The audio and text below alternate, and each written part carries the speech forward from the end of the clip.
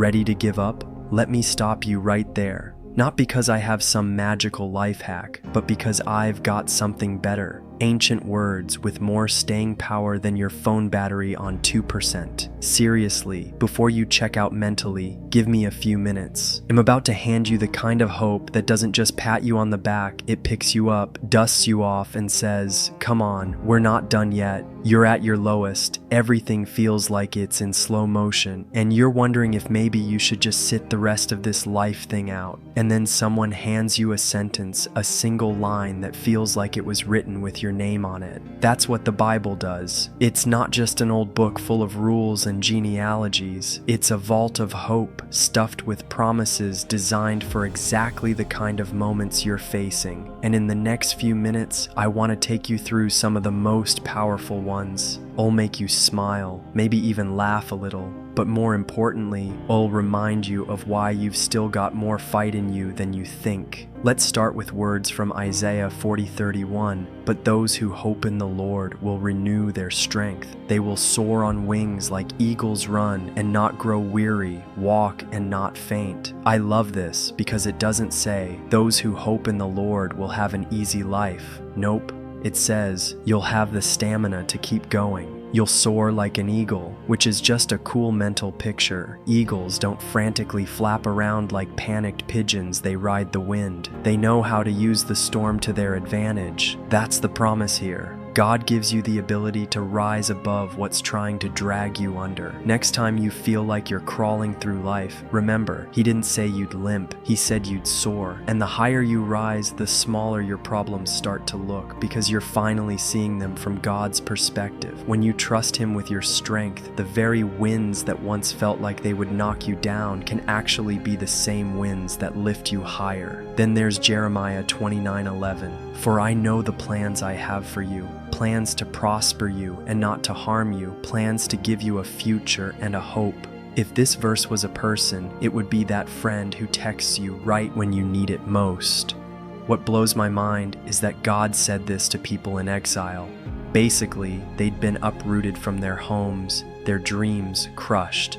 And in the middle of that chaos, God says, I still have a plan. I'm not winging it here. There's a hope-filled future ahead.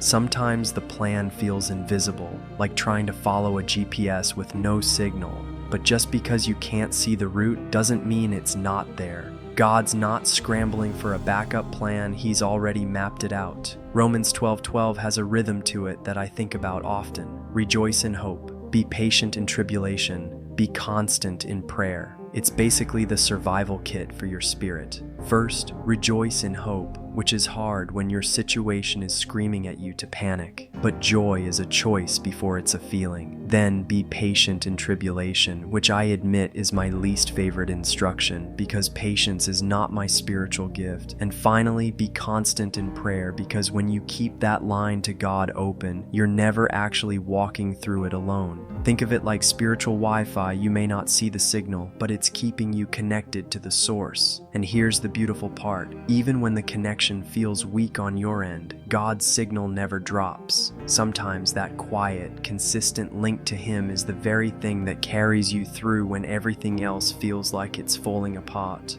Romans 8:28 is one of the most quoted verses for a reason. We know that in all things God works for the good of those who love Him.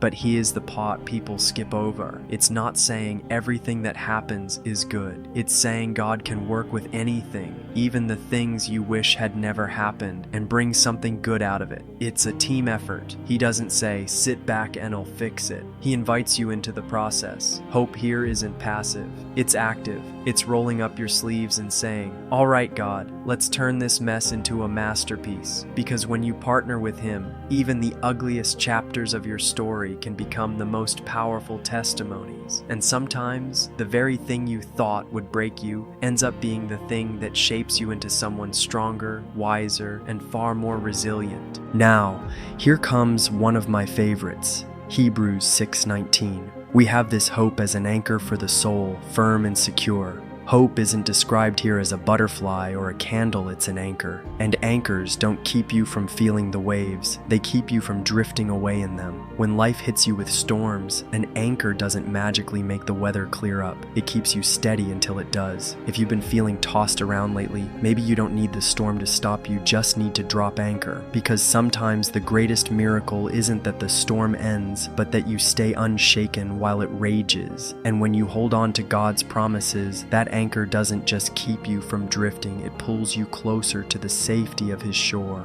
And then there's Psalm 137, the hidden gem. Put your hope in the Lord, for with Him is unfailing love, and with Him is full redemption. There's no fine print here. No, as long as you've been perfect clause, just unfailing love and full redemption. That means even the things you thought were beyond repair aren't. That means your story doesn't end where the pain started. And that means you're loved completely right now, not just once you've cleaned yourself up. But here's the thing, knowing these verses and living them are two different games. You can read them, nod your head, and still walk away feeling exactly the same. Or you can plant them so deep in your heart that they start to grow roots. How? By making them a daily habit. Start your morning by reading one verse out loud. Whisper it while you make coffee. Write it on a sticky note and slap it on your bathroom mirror so it stares back at you while you're brushing your teeth. Tell it to a friend. The more you say it, the more it shifts something inside you. And don't underestimate the small moments. Take 1 minute to breathe in and silently say the word hope. Breathe out and say anchored. It sounds simple, but it's like hitting a reset button on your soul. Before you know it, these words stop being something you read and start being something you live. We've just walked through a treasure chest of promises, soaring on wings like eagles, trusting a plan bigger than your current mess, rejoicing when joy feels impossible, working with God to turn ashes into beauty, dropping anchor when life gets choppy, and resting in unfailing love. These aren't just poetic phrases, they're survival tools for the spirit. Maybe you clicked on this because you're exhausted, or because somewhere deep down you were hoping for one good reason to keep going. Well, you've just heard 6, and here's the truth. Hope isn't just a warm, fuzzy idea. It's a force. It's the heartbeat that keeps you alive when everything else is telling you to quit. And the most beautiful thing, it doesn't run out. Your story isn't over. You are not finished. The God who spoke these promises hasn't changed His mind about you. You might feel like you're in the middle of the mess, but He's already holding the map to your miracle. So take a step, speak these words, let them get under your skin and into your bones, and then watch what happens. Because hope isn't just something you hold on to, it's something that holds on to you, and it's not letting go. And hey, if these verses lit even the tiniest spark in you today, don't just keep it to yourself, pass it on. Hit that like button like you're high-fiving me through the screen, and smash that subscribe so we can keep walking this hope-filled journey together. Drop your favorite verse or what's keeping your hope alive in the comments. I read every single one, and I'd love to cheer you on.